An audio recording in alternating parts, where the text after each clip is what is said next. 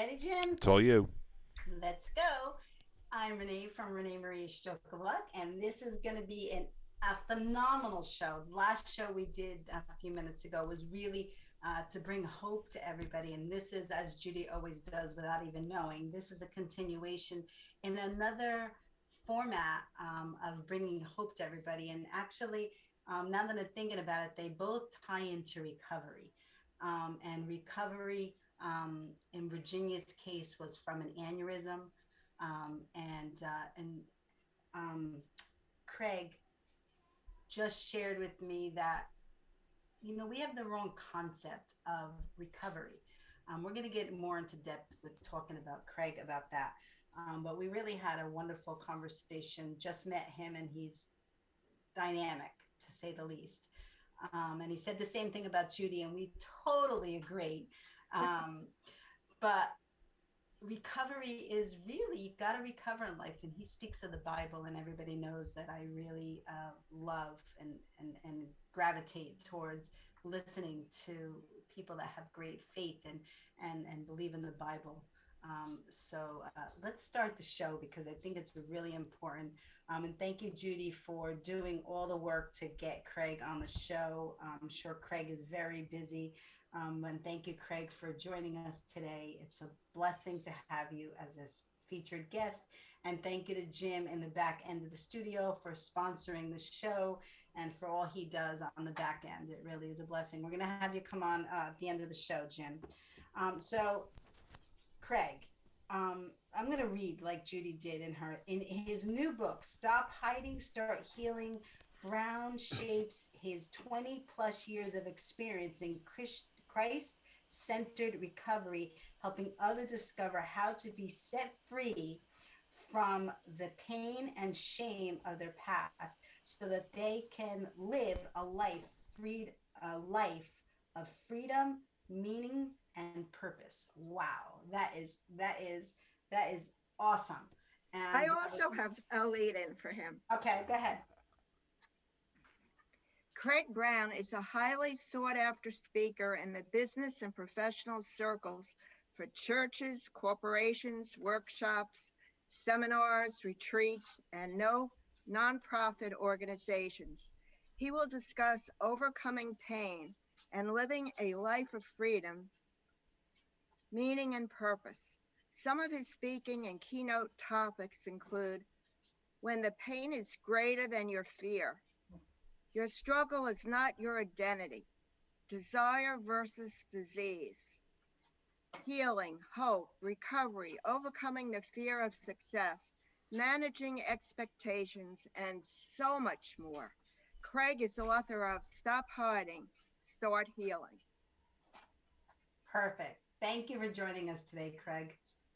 Oh, Renee, thank you for having me. Great to be with you.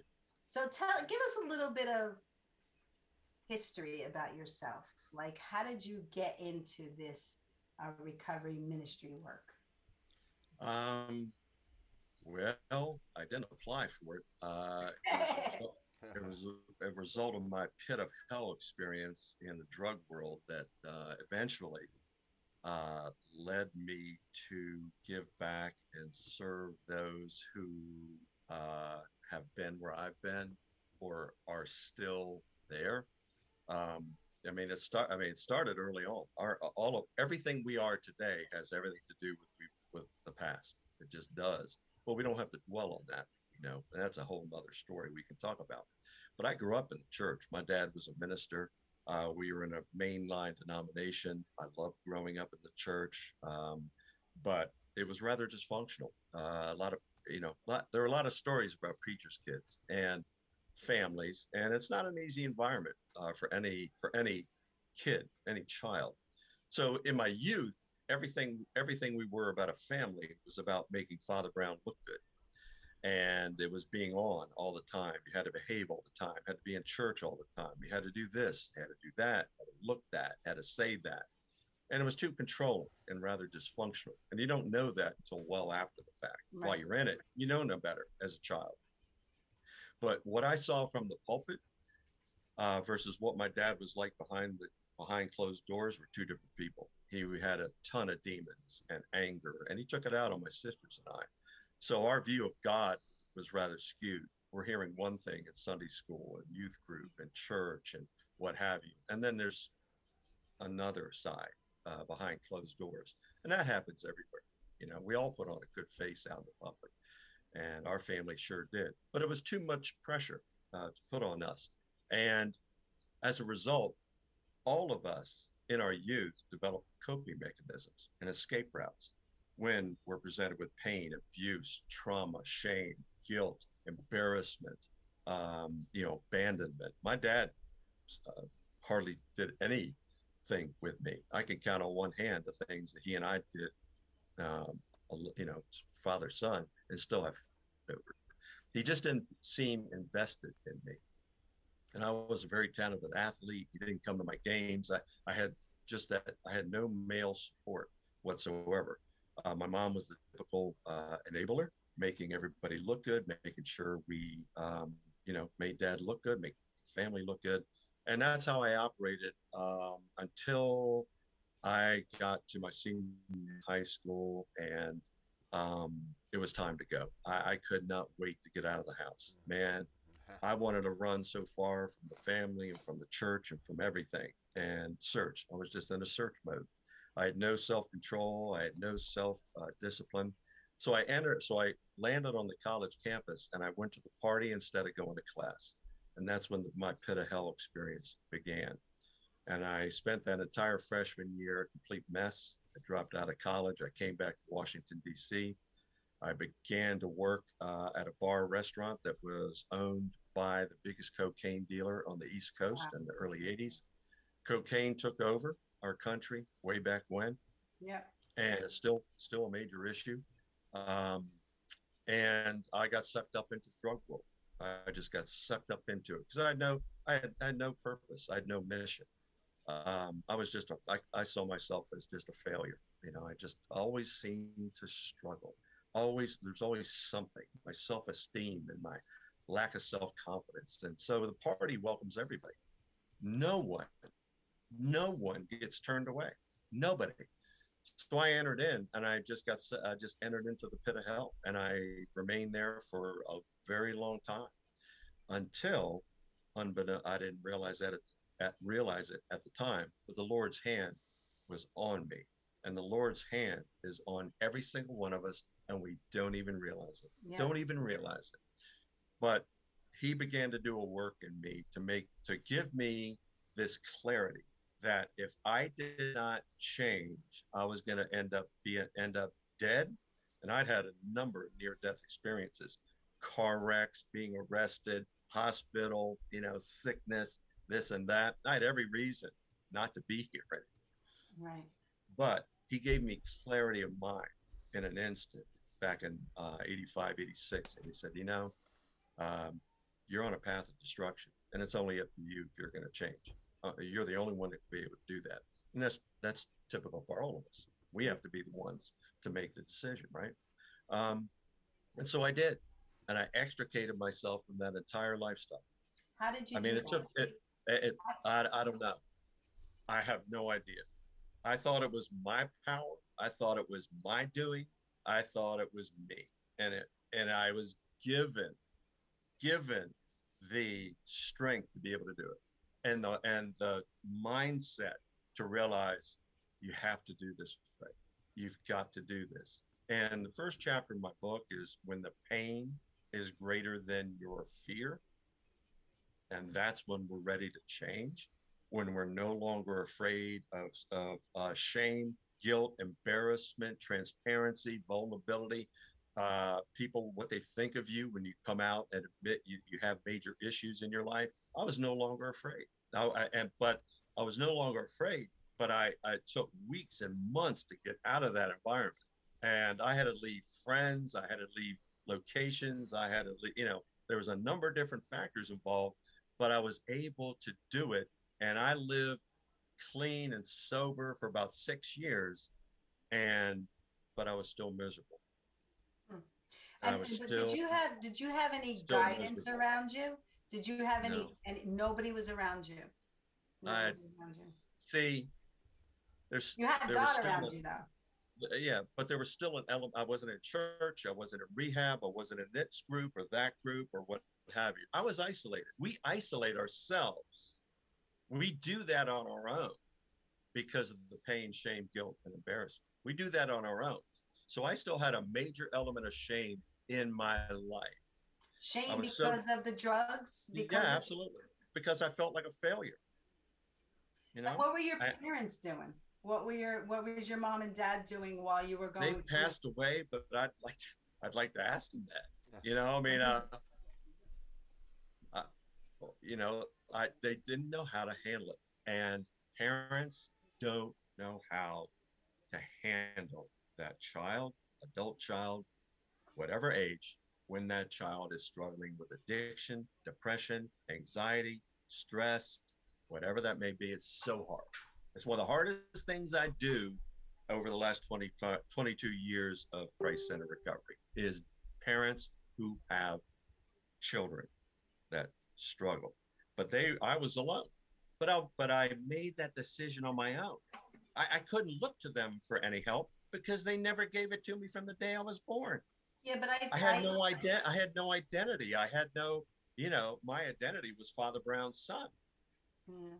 And I'm going to be an embarrassment. And because, people knew that my life was a mess. And I'm sure they had an element of shame too, and embarrassment. And that played heavy on me. And it does, the child. Does, it does. They But weren't around. but I think, I mean, my experience is that maybe you had to be by yourself so you can hear God and you can hear the other side, so that you can understand that the power was in him and not the people around you. It was in God. That's my process. That he orchestrates everything. Right. He puts people in and he takes people out. Right. That's his doing.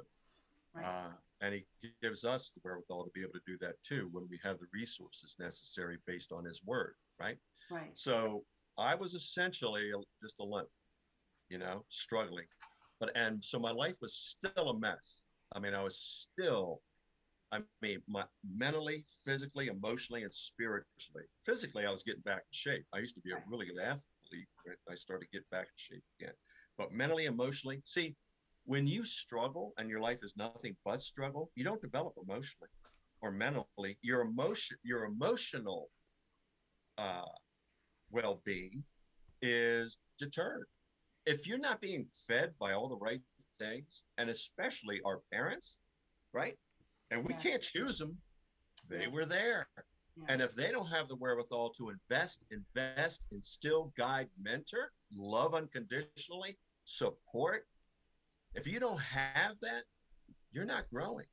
Yeah. So I was not strong enough mentally and emotionally and spiritually until that day when my sister called and she said, Dad's dying. Wow. And we have to get to the hospital. Wow. So I had been clean and out of that lifestyle for about 6 years. So I rushed to the hospital. And my dad, and what was he dying from? He had his leg amputated. He had a circulatory disease and circulation issues. And he had a number of different things, but he was older, much older. And my parents had me when they were much older. So he was much older. And he was lying there in the intensive care unit. And I stood by his bedside and my entire life came rushing before me. Everything came rushing before me. Here was the one man that I wanted to love me unconditionally, support me, be there for me, tell me that he was proud of his only son, and he's dying. And what have I done with my life so far? Nothing of worth. I felt like a failure. So, and this is where God has a real good sense of humor. And he doesn't cause pain. He allows it to get us to a place where we start to make changes in our life. To use it, if we use it in a healthy way, we make changes. Unhealthy way, we medicate it and run from it. Right. It's our choice. I left my dad's bedside and I was still alone. But the next day I prayed. I mean, like I've never ever prayed before. Sure, I prayed, oh God, bless my parents, thank you for this Right. day. And it was no, no, no, no, no, no. I'd had it. I had had it. I cried out to the Lord and I said, you've got to come in and take over my life. I don't know how to do this. I don't know what it means. I know you're there. I've tried everything else. I've been on my own. This pain is absolutely excruciating. I cannot take it anymore. And my dad's going to die. And I cried out and prayed for over an hour, and it was a miracle. A miracle. Did The you? burden, the burden was immediately lifted. And that was my first day in my recovery. Mm.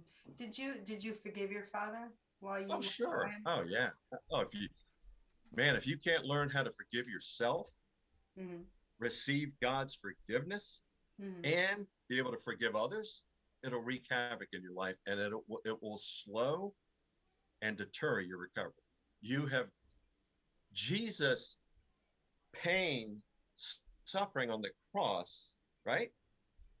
Took every bit of our sin that we deserve, pain, shame, guilt, everything we deserve. And our forgiveness began there on the cross. So if we cannot accept that forgiveness from him, how can we give that to someone else? Right. So it took me a while, but yes, I was able to work through the pain, the disappointment, the bitterness, the resentments, the loss, and yes, get to the place where I was able to forgive him. My spiritual mentor helped me do that. You don't do that alone. Oh no. You need to be in an environment with trusted people and safe people and people that are far better equipped to guide you and lead you in the Bible into how to be able to do that. And I was able to do that. Yeah. Wow. And who was your mentor? My pastor Your of the pastor. last 25 years, Pastor Dale O'Shields at Church of the Redeemer in Gaithersburg, Maryland, where we've worshiped for the last 25 years and where I've served for the last 25. Wow. So let's talk about the what you were telling me in the Zoom green room about the recovery. Yeah. How we all have to recover. How we Sure. actually, and I did the same mistake.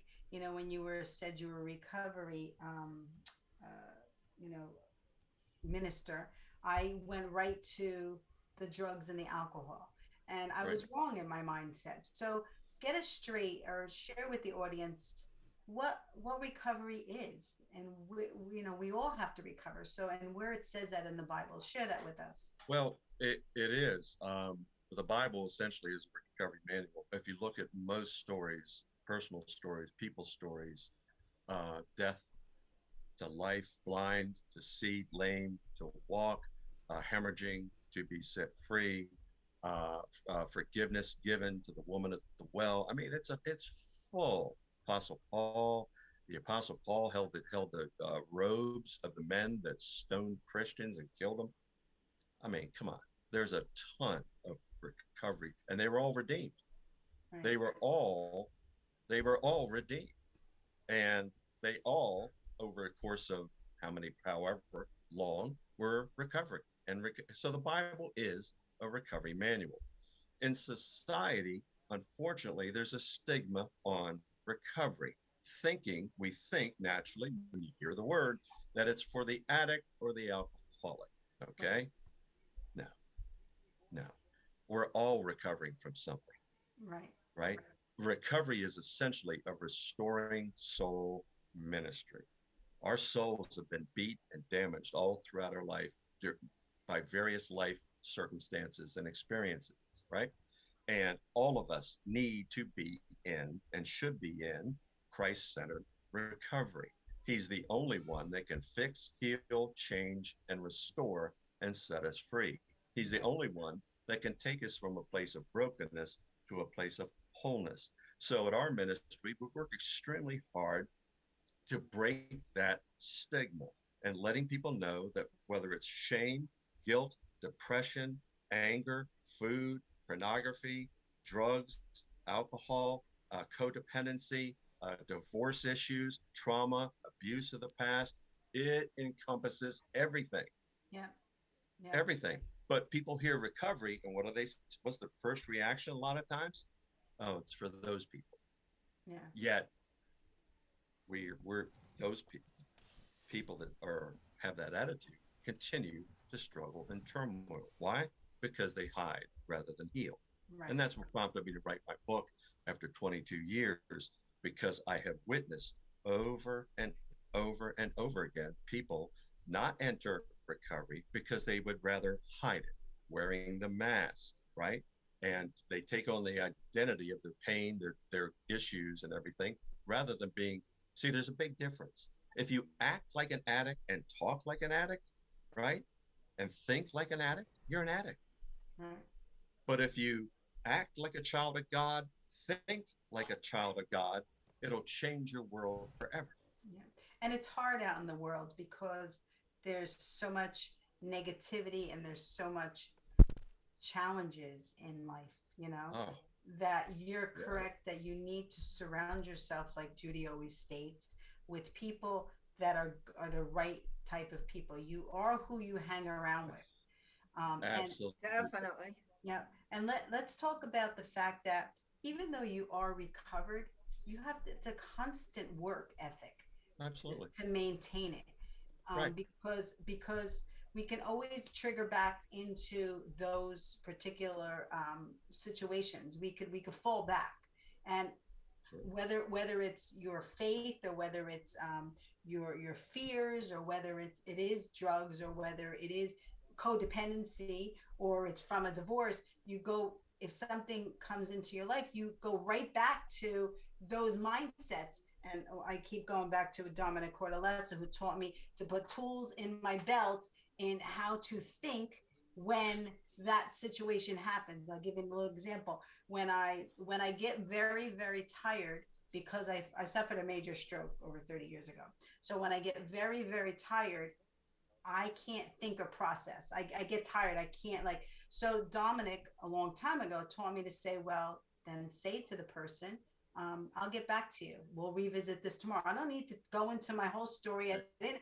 I Right. don't need to go into that. He taught me to put that in my belt Right. for when I'm feeling that that fear, you know, where people are going to judge me on me not being able to answer them correctly, to not answer them, to just say to them, I can't talk about that right now. Let's I'll come back to you tomorrow. So I'm looking professional. I have my tools in my belt and I use them. So talk about that a little bit. Well, you mentioned the most important word, having been in recovery a while, and you know you're leading a healthy lifestyle. You have sobriety and abstinence. You have a new purpose and a new mission. You're healthy. You're better mentally, spiritually, emotionally, physically. And you mentioned the word trigger. If you don't know your triggers, Yes. it'll wreak havoc on your life.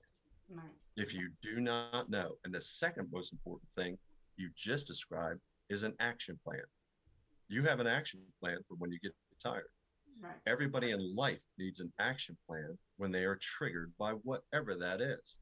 And I drill down on triggers and warning signs all the time because they're all around us. I mean, in the old days, you had to go look for stuff, right?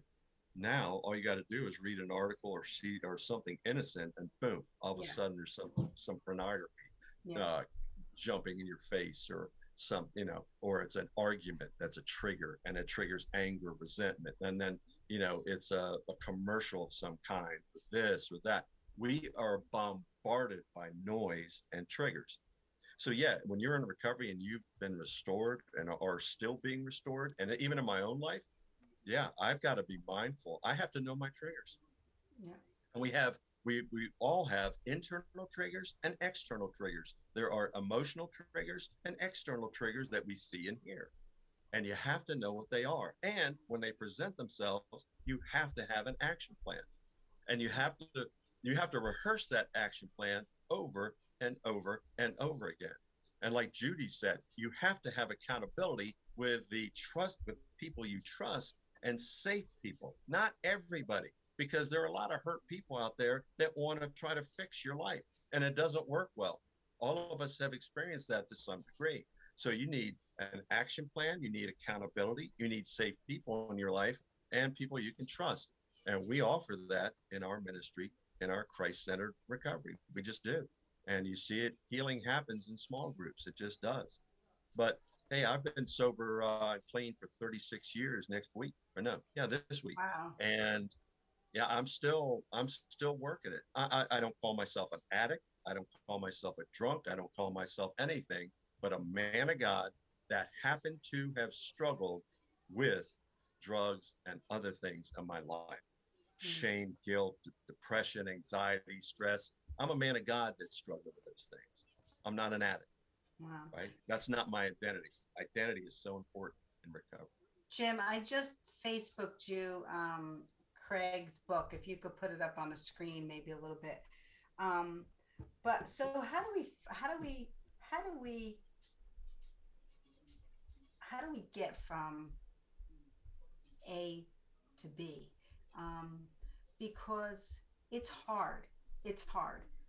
I needed to be pulled out of a wonderful job and put in another job so that I can meet Dominic, so that I could listen to him. And he had the knowledge and the ability to understand people and to work with me. And initially we had no idea what our positions were there. Like, he had no idea he was going to play such a huge impact in my life, and I had no idea why I was in that job. But eventually, we both were God oriented and we understood. So, but I look at it in my life like it's like an onion, and I got to peel back the layers of my life before I could understand or comprehend what it is that I needed to do. I couldn't hear the voices of God or clearly until I got rid of all the emotions and all the expectations. He was so dynamic. I am blessed to have had him in my life. How do people get to that? How do they start the process? Is that in your book? Oh, it's the first chapter. Yeah. I didn't even read it yet. When the pain, well, the starting place is that desperation moment where you admit you have an issue. You admit your life is unmanageable. You admit the pain is too great, greater than your fear. And that's the first chapter. You will not make any changes in your life. See, everything we've ever wanted in our life is on the other side of fear. Yes. Everything. Yeah. Financially, marriage, children, relationships, recovery, spiritual discipline, mentally, physically, emotionally, everything we ever wanted is on the other side of fear. What holds people in bondage is that fear of the unknown, and that's where the faith comes in, right? If you're a Christian believer and you believe that God's word, oh, He's going to see you through. In Jeremiah, it says, "I will give you back your health again, and I'll heal your wounds." But He also says in Jeremiah that you can't heal a wound by saying it's not there. So you have to acknowledge the fact that your life is a complete mess. You have to acknowledge the fact that your life is in turmoil. And there's nothing wrong with doing that. No, there But is. the shame which comes from the pit of hell, it goes right to the soul and keeps us in bondage. So, happened in my life. Obviously, it's happened in your life. When the pain is greater than your fear, you're ready to do anything. You're ready to surrender, do anything it takes to get well. And that's something I use with everybody I interact with, and thousands of people over the last 22 years, is kind of gauging that, helping them gauge that. Some people come into recovery, they're not ready. They put conditions on it. And when you stop putting conditions on your recovery and you're ready to get well, that's the very first step. Then the next step is, where do I go? And that's what Judy referenced. Safe people, trusting people you trust. Now, you can't say in a blanket statement that every church is a safe place for you to go. You just can't. I'm It's sorry. not. The It's not. churches have issues, man. Yeah. Take They do. someone that's been in one for Yeah. 25 years. I mean, Churches are full of defective people. yes, because they're people. Because They're they are people. dealing with They're their human. yes, yes. Anybody yes. can say they're a Christian. Anybody can say that, oh, I love the Lord. Okay. Well, does your life display and represent the principles that he has instilled in your life, and have you embraced them?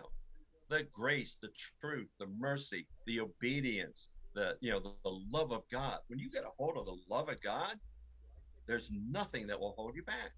And But there's no going back. There's no there, going back, because once you no, once you see it, and once you feel it, the, oh, oh, and then you try to take a step back, and like, oh my God, what's going that's on? the Holy Spirit saying, Yeah, Renee, Judy, Craig, don't go back yeah. there. Don't go Come back. on, man. Don't go back. And that's why people relapse. People say, well, what's the number one reason for relapse? Well, there are a number of reasons, but in a Christ-centered environment, it's forgetting what the Lord has done in your life. When you get to the point and you're down the road of recovery and you think you have it all together, oh, good. And I don't need that spiritual discipline anymore. I don't need to be in church anymore.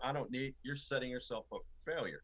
And relapse begins days, weeks, and months before the fall. And like you said, relapses, people, or get so intimidated by the word relapse. But you just said it. It's falling back. Yeah, You can do that in every factor, every segment of your yeah, life, yeah. financially, relationally, in your marriage, in your workplace, everything you do. You can fall back into bad habits and unhealthy habits. It's too easy to do. But when Right. you have the Lord as your guide and the principles that you've instilled in your life, and it's a mindset. Romans 12:2, I think it is. It says, do not be conformed any longer by this world, but by the transforming of your mind. And it's all about the mind. When you allow the Lord to transform your mind, like you just said, and you agree, Judy, Yes, you and Craig, cannot go back. right. And Craig, when Renee had her stroke at age 26, she spoke with God. Mm. Tell them about that, Renee. I was walking from the third base. I'm an avid softball coach and player. I just always loved softball. So when I was coaching third base, and I was walking across the field to go to the first base dugout, and um, I just felt my body go down, and my body went down and my soul went up, and God spoke to me, and I saw the light, and I said, God, I don't want to go. And he said, I don't want to take you. You always have to remember, you have to work for me. Just please put me back down in my body. So he put me back down in my body. Although people would think like, oh, she had it made from that. It was difficult to finally. It was like he planted the seed, and now I had to water it to for it to blossom and to grow. So it was a long, challenging experience to peel back all those layers, to get rid of them, because I always knew that I always had the understanding that that's when I knew God was in control. Because in our last show, we had a woman that was on the beach enjoying herself. Then she was in the hospital with an aneurysm. In one split second, your life could be taken away, no matter what you're doing, no matter what, Yeah. whether you're healthy as an ox or whether you're sick. So it was at that moment that he planted it in my brain. Then for a week I was semi unconscious, and I believe he was just letting me rest, because I had a lot of work to do, and And that's why I know, like, you have every day, you got to get up, and you have to thank God, and you have to just listen to your intuition. You have to be guided. You have to always do the right thing, no matter how hard that right thing Right. is to do. That's and what Renee, that's our purpose. Yep. Renee had just given birth 6 months earlier to her daughter when Oh, she had the stroke. oh, man. And it was a long recovery.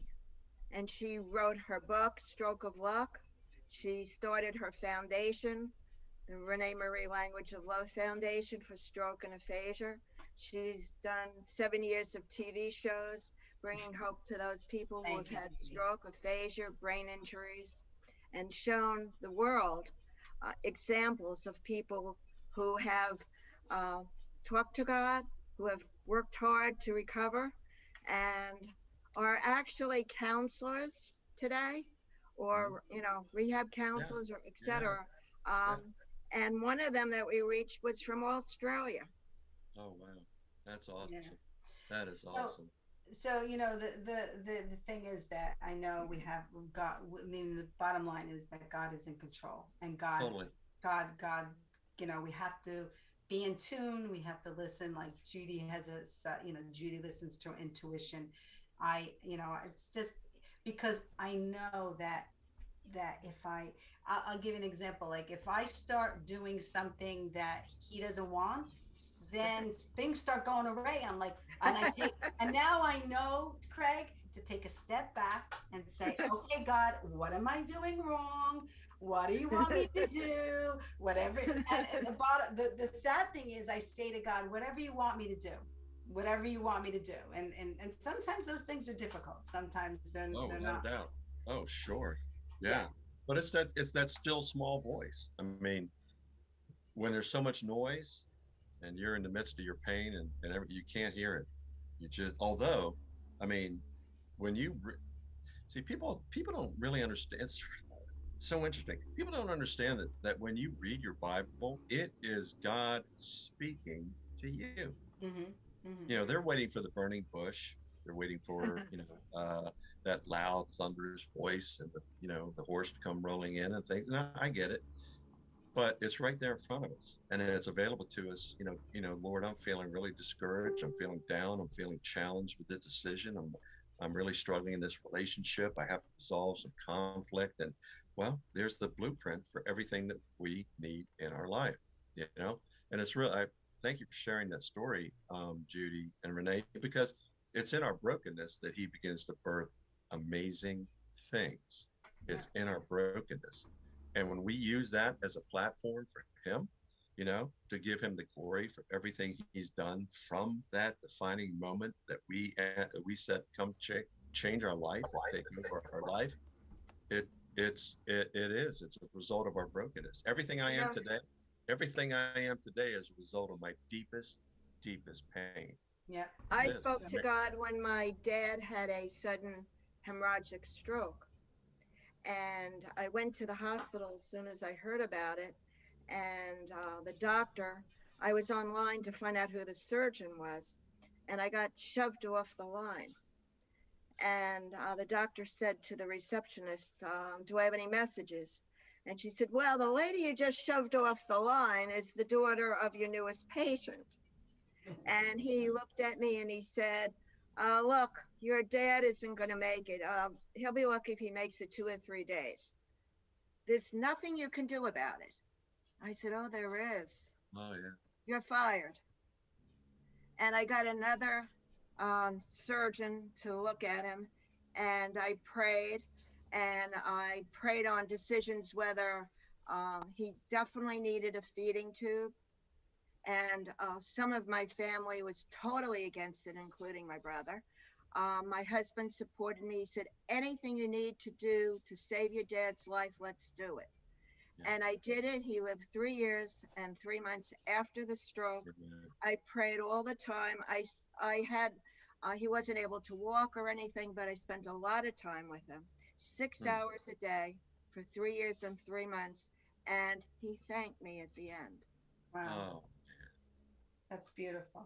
that oh, that's a Yeah. beautiful life story. Beautiful story of grace. So So, I never take no for an answer. And I don't let negative people rule my life. I push them No, aside and I move forward in right. faith. Absolutely. Absolutely. You have to. You have to have really good boundaries. Got to have good, healthy boundaries. that's another thing. Boundaries are really important. Oh, To put up those boundaries so that and you can do it in a loving, God oriented way. You don't need to be nasty or not at all. negative. Not at all. Let's talk about that a little bit. Talk Well, about boundaries. well, I'm convinced that God removes people from our life to protect us. Yeah. I've had a number of people he's removed from my life to protect me.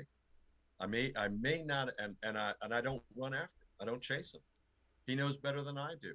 He I sees my, agree. he has my destiny. He has everything planned. I know the plans I have for you, and he plans to prosper you. But I'm not going to, I can't prosper you with these people in your life. So I've had some negative discouragers removed from my life. I just have. And I'm very strategic as to who I hang out with. I don't, I've been in this area my whole life. My roots are deep. Got a lot of people I know, but there's only a select number that I trust with everything in my life, everything. And that's a good boundary to have. I recommend it highly for everybody in recovery or not in recovery. Put boundaries around your heart, put boundaries around your mind, put boundaries around your marriage, your relationships, your children, your profession, your mission, and put boundaries around the most important things in your life. Now, sometimes you have to stretch them a little bit. Sometimes we place them, but at the same time, see life changes. Our life circumstances change and change and change and grow, and we grow and we get to another level, and so we always have to be mindful that what worked 10 years ago is not working today, and therefore what boundaries I had then, I could probably stretch a little bit more, and push it a little bit more. Like for me, writing a book, what? I never expected to write a book ever, but he prompted me, and it was in there, it was in my heart, but I'm just kind of a procrastinator. I wasn't ready.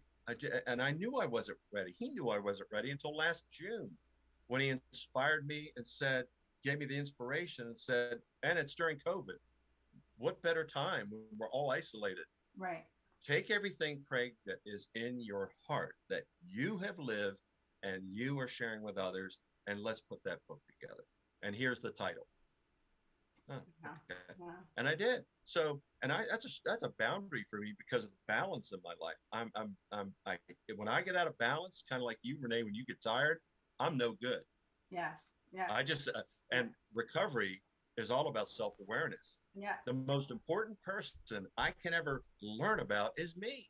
Yeah. Because I won't do anybody any good if I don't know me. Yeah, that's true. I won't do anybody any good, and I won't do my hot wife Demi any good in our marriage if I don't know my own defects and my own shortcomings that I have to work on. She wants love and security, and so I have to be self-aware about that. I have to stretch, boundaries, meaning, do I feel like doing this? Well, you got to do it even though you don't feel like it. I got to push it a little. Right. So there's still but you do it with your wife because you have unconditional love and trust, and that's so important in life. So you got to know what level of trust you have with somebody, sure, and what level of love. I mean, some people can only love as much, they can't give more than they know to give. You can't expect them to be more than they are. If you don't love yourself, how can you love other people? Yes. And part of being a child of God is learning how to love yourself, maybe for the first time. Yeah. Or again, loving yourself. I've got to add something. Yeah. I've got to add something. Years ago, I was not exactly ending a relationship, but saying that it's really not going anywhere. We could be friends or whatever. And my husband, Andrew, was seeking to meet someone of quality as well. And on a particular night, my girlfriend called me up and she said, "We're going out tonight. And this is where we're going." And I said, "No, it's a Wednesday. I don't want to go." On the other hand, Andrew was saying, "I have to get up at 4:30 in the morning. You want me to go out tonight? Wait till the weekend." God was pushing both of us through these other two people to come to this location. Okay. And we met, we were attracted immediately. And the relationship is over 33 years, 29 years of marriage. Wow. Second marriage for both of us. And it's really working. But we stubbornly did not want to go out. Stubbornly said no. And even my husband says to this day, God was saying, you're going. Oh my gosh. That So is awesome. I wanted to bring, Craig, you were talking about having plans in your life, personal life, and having a tool belt with things.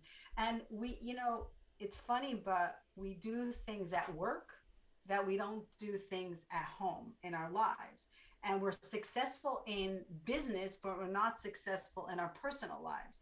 And you're laughing, but no, I know you're good. You're agreeing. No, I It's no, wholeheartedly no, no. I agree. know. It's like, It's not you separate. you got it. You come up with operational procedures to be successful in your work life. So you need to take the same strategy, and use it in your personal life. So talk to us Definitely. about that a little bit. Well, there's no difference. It's not oil and water. It's all the same. Our character, integrity, our heart, everything we are in our life, we take it everywhere we go, right? So, but again, a lot of people struggle on the personal side, in whether it's an addiction or life struggle or depression or their marriage is failing, but yet they're extremely successful on in their professional life because that's their escape. That's their coping mechanisms. That's where they're able to be themselves. They can act any which way they want to, etc. They, depending on the pecking order, where they are in the pecking order, in their leadership position, whatever that may be, it should not be. There should be no different. Like my dad, he was Uh, different in the pulpit than he that's was what at I was home. thinking. And I mean, what I love most about the people that I interact with, including this beautiful group, is that we're the same yesterday, today, and forever. And that's what Jesus said. I am the same today, yesterday, today, and forever. And we should follow that same format, same blueprint. But people that struggle behind closed doors, then they wear the mask. That's another chapter in my book of Why We Hide. We don't feel that good about ourselves inside. We don't.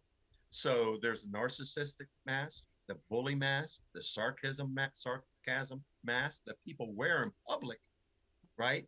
To hide their insecurities and their turmoil that they have at home. They just do.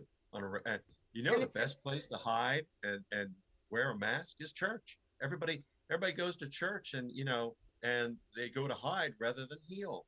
Right. And And they not and but they only that following the Bible and reading the Bible daily, but also listening to motivational tapes and going to hear motivational speakers is a very important yeah, factor in moving forward. yeah. Well, the Lord's always convicting. What are you seeing and what are you listening to? It's true. Our society's become inundated with filth.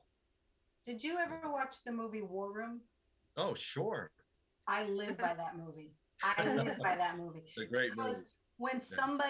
when something negative or is happening in my life, I don't take it out on them. I go back into my own personal prayer Right. room, Yeah. and I pray on it and I ask God how to handle it and how to talk and what I need to address that. So let's talk Yeah. about that a little bit.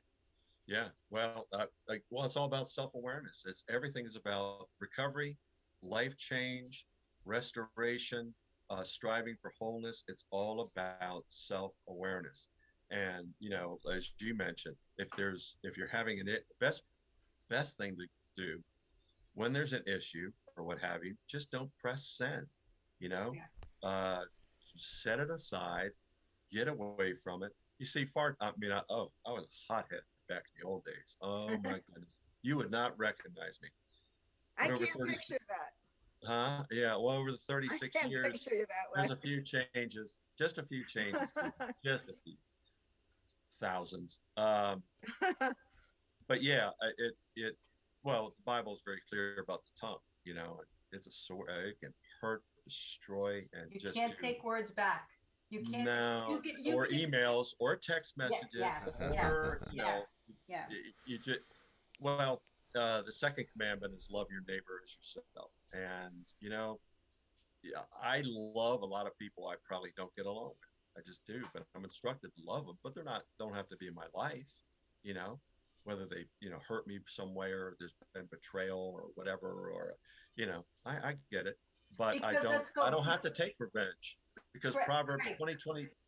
I was just going to say, um, you can love them because you know they love you. But what I said before was they can only love you as much as they know how to. Oh yeah, yeah, and if again, if hurt people, and if they're not working on their own issues or what have you, they don't make the effort to work on their own issues, I can still love them. I Yeah. can, encourage them or whatever. But I think it's Proverbs 20:22. It says, don't take revenge. Let the Lord handle this, and He will if you give it to Him. He knows, He sees the, what have you. You just have to let Him handle every detail. Wow. Wow. Well, we're so lucky to have had you on the show, and share with our audience, how they can get your book. It's on the screen. You'll see it. It's on the screen, and I got a copy. Oh, perfect, perfect. Stop hiding, start healing. Stop Stop hiding, hiding, start healing. start Wow. healing. Yeah, I have a personal website, which is stop hiding, start healing book.com. Stop hiding, start healing book.com. Or go to Amazon in the search bar, putting Craig Brown, stop hiding, start healing. And Do you you have can an get it audio there. version of that? Is there an audio version? My publisher, when I was, for some reason, that never happened. I don't know. I never asked. I Yeah. thought I was supposed to, but maybe at some point. But no, it's just it's the Kindle or the paperback. Kindle paper. Okay, that's awesome. That's awesome. Well, we hope that you're now a part of our family. We hope to have you back, and you could be on. We'll have a prayer show with you, Anytime. where we just pray, and it's in your story and your mission in life is really a gift to the world, and we're honored to have you to be able to share this platform because we do reach the entire world. So we're so Awesome. And honored. Craig, I could listen to you for hours. Yes. You hear my dogs? You're like, You're you're too kind, Judy. You're now one of my best friends. yeah, good. And So, you're And mine. you, Renee. oh, And thank you. all Thank of you you. are. All Thank of you are. Thank you so much for having me. I truly enjoyed being with you on Oh this my God. beautiful Sunday morning. Yes, it was good. We love doing on a Sunday morning to break Yeah. hope to people on a Sunday morning. It's very Yes. good. So Absolutely. before we go, Jim, can you hop on for 1 second? I I just can. want Jim to hop on because Jim is partnering with us. He sponsors the shows, Awesome. and he's starting Good morning, everyone. a good morning, Jim, and Hi, he's Jim. starting a coupon book, which is online. So I'm going to let Jim talk about it, and the foundation actually benefits from sales of the coupon. Nice. So talk to a little bit about it, Jim. Okay, so first of all, let me say that great show. It was a pleasure listening to you. Um, so my coupon site is a coupon book that is online and available to everyone. So basically, instead of having to carry around coupons and cutting out coupons, you can have the coupons on your phone and use the coupons anywhere, anytime. And once you use them, you can actually share them with your friends. So you can pass on the savings like that to everyone else. And like Renee said, anyone who buys a coupon through the show, we kick back a percentage of the coupon to the organization to help promote it. Uh, I've worked with Renee and Judy for a long time, and it's a great combination. And I enjoyed doing their shows with them. So it was a perfect match. And just there's no boundaries. Anyone can place a coupon or use a coupon anywhere in the United States, maybe even beyond. I'll have to say I'm not sure if that would work beyond, but definitely in the United States. And I appreciate Renee giving me the opportunity to work with her to help promote my business as well. We're blessed. We're blessed. And you can, if you're a business and you want to purchase a coupon, on the internet, you could, get in touch with Jim, or you can go to our foundation because Jim's website is on our foundation Right. website. So you could just click and it'll bring you right to Jim. So Jim's information's up there, Jim's number, Jim's contact information, or if anybody should need it, of course, you can always reach out to us. Oh, We're and going to create an e-blast. importantly, most importantly, the name of the site is villagecoupons.com. villagecoupons.com. And it's awesome. And Jim had this in his. Jim was planted. This was planted in Jim's his heart a long time ago. Long time and it just ago. came to light during the pandemic, like you, Craig. Right. Awesome. That's great. Yeah, yeah. So That's great. thank you so much. I'm not going to say goodbye to everybody because we're going to continue to work together. So until we meet again, until next time. Yes. Until we meet again. So Right. we always blow our kisses, and we want to thank everybody in the audience. You know, it's so funny. We just start talking and we forget that there's an audience watching us. Right. And that's the good thing, that we're so engaged in what we're talking about that we actually forget that you're all there. So we hope we brought a little bit of hope and light to your Sunday. And to please go out and buy the book, Stop Hiding, Start Healing. It is empowering. And like Jim said, I mean, when I was going through my difficult times, that's exactly what I did. I was guided to a small bookstore by my girls' school. I was guided to go in. I picked up this book, Excuse Me, Your Life is Waiting by Lynn Grabhorn. I bought it. I never put it back, and I never turned back. I kept it on me. I held it like a Bible. And I knew that empowering mindset could change my life, and it did. So I'm can't wait to read Stop Hiding, Start Healing, and maybe I'll hold that onto that book like my new Bible, not the Bible, but the Right. new Bible. I actually have a small Bible in my purse. Someone gifted it to me.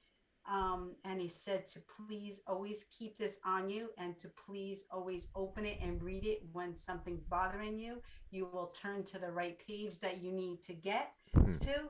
And I have done that ever since he gave me that Bible. So I always have the Bible on me as for my strength. But you also need to read other books and listen to other audios.